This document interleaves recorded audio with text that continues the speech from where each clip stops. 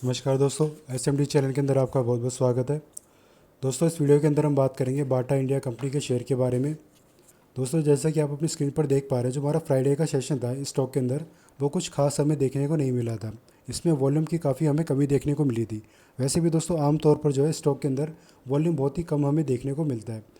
दोस्तों, मैं आपको अपडेट दे दूं, आज यानी कि 11 अगस्त को जो है इसका क्वार्टर 1 का रिजल्ट आने वाला है, अब से कुछ ही घंटों के बाद।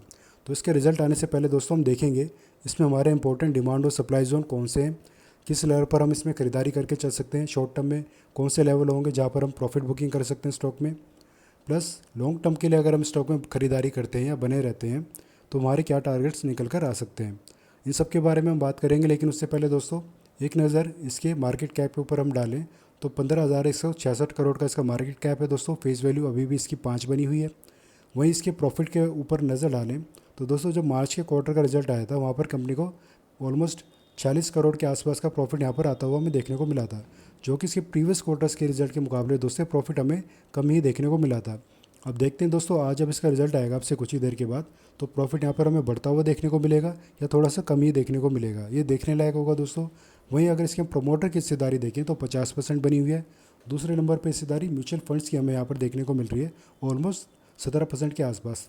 इसके अलावा दोस्तों अगर इसकी हम डिविडेंड हिस्ट्री को देखें, 2019 से लेकर अब तक ये डिविडेंड देने का काम करने लग रही है। सबसे ज़्यादा हाईएस्ट डिविडेंड इनकी तरफ से दिया गया था 13 रुपये 50 पैसे का, सॉरी 2022 में दिया गया था दोस्तों। ये स्पेशल डिविडेंड तब अनाउंस किया गया था, तब इनके काफ़ी अच्छा खासा हमें प्रॉफिट हुआ था। आप देख सकते हैं 50 रुपये का डिविडेंड तब दिया गया था। उसके बाद से दोस्तों ऐसा मैसिव डिविडेंड इस कंपनी की तरफ से नहीं दिया गया है।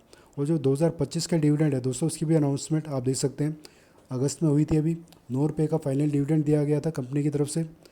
अब ज़रा इसके चार्ट पर हम चलते हैं दोस्तों, ये डिविडेंड की बात हो गई।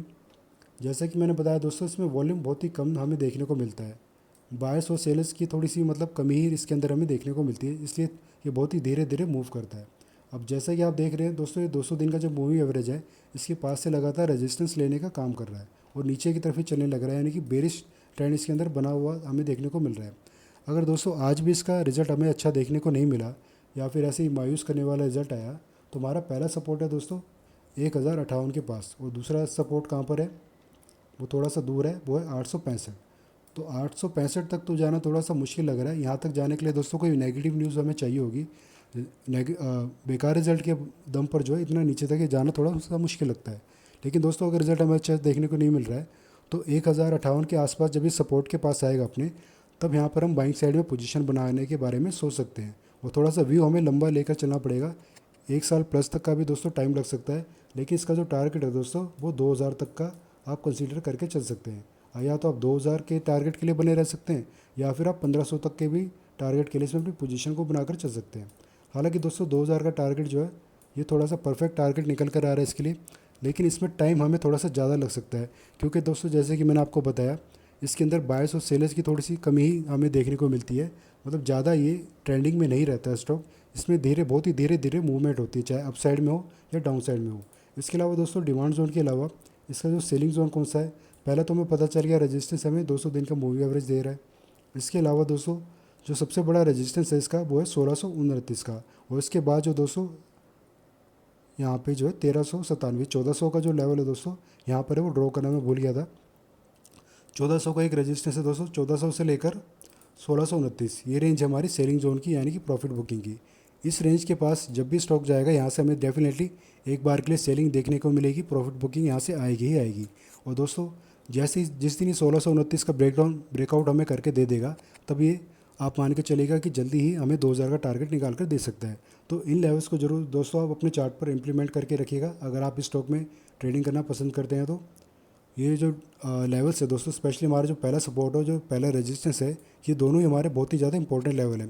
अगर कोई 1500 के टारगेट के लिए इसमें खरीदारी करना चाहता है दोस्तों, तो 1400 का ब्रेकआउट होने पर 1500 का टारगेट हमें बहुत ही जल्दी देखने को मिलेगा। और 2000 के टारगेट के लिए दोस्तों ज़रूरी है 1629 का जो रेजिस्टेंस है इसका ब्रेकआउट होना। तो दोस्तों ये हमारे कुछ इंपॉर्टेंट लेवल्स हैं।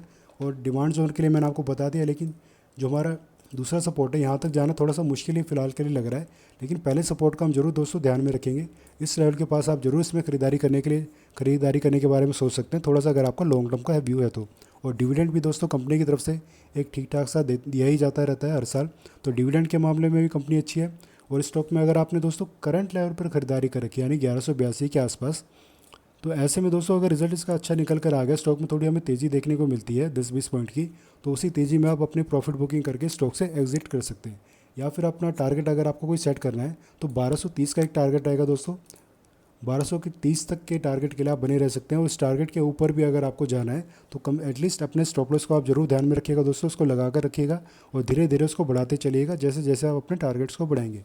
तो कुछ ये इंपॉर्टेंस लेवल हैं दोस्तों जिनका हमें ध्यान में रखना है स्टॉक के अंदर ट्रेडिंग करने के लिए। और जो भी जानकारी मैंने आपको दी अब तक इस स्टॉक के रिगार्डिंग, अगर आपको अच्छी लगी हो, यूज़फुल लगी हो थोड़ी बहुत भी, तो वीडियो को लाइक करना, चैनल को सब्सक्राइब करना। धन्यवाद।